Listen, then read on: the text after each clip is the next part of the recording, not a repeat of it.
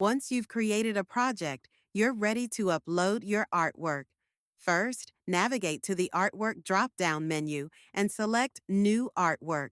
Fill in the artwork's name, select an appropriate category, and, if necessary, add a description.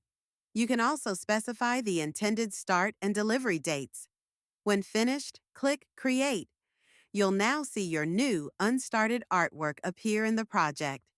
Next, you'll want to assign team members to the artwork. Simply right-click on the artwork to open the context menu and choose Assign Users. You can add users by searching for their names in the provided window or by dragging and dropping directly from the user widget.